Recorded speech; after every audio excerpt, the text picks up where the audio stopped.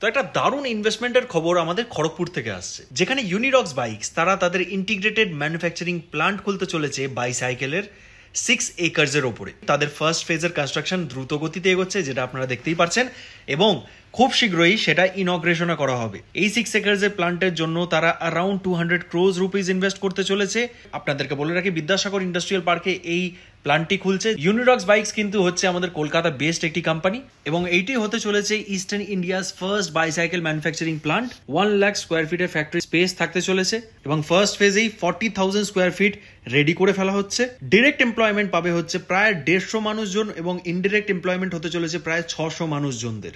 আমরা সকলেই জানি যে খড়গপুরে এই যে ইন্ডাস্ট্রিয়াল পার্কটি রয়েছে, সেইখানে কানেক্টিভিটির কোনো ইস্যু নেই। রেল রোড দুর্দান্ত কানেক্টিভিটি রয়েছে, সেখান থেকে কলকাতা কাছাকাছি রয়েছে, এবং খুব শীঘ্রই তাজপুর ডিপসি পোর্ট এসে গেল, তো তাদের এক্সপোর্টও হেল্প হতে চলেছে। এবং এই প্লান্টের ক্যাপাসিটি হতে চলেছে 4 লাখ বাইসাইকেল অ্যানুয়ালি প্রথম ফেজে, এবং যখন এটা পুরোপুরি কনস্ট্রাক্টেড হয়ে যাবে তখন 10 লাখ বাইসাইকেলস এটা ম্যানুফ্যাকচার করবে।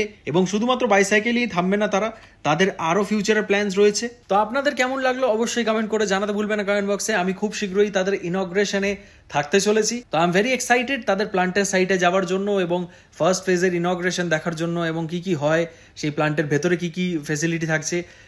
শুনেছি এন্ড টু এন্ড নাকি ম্যানুফ্যাকচারিং করা হবে বাইসাইকেল, এবং এটা যেহেতু আমাদের সিটি বেসড বেঙ্গলি এন্টারপ্রেনার, তার জন্য আমি আরও এক্সাইটেড।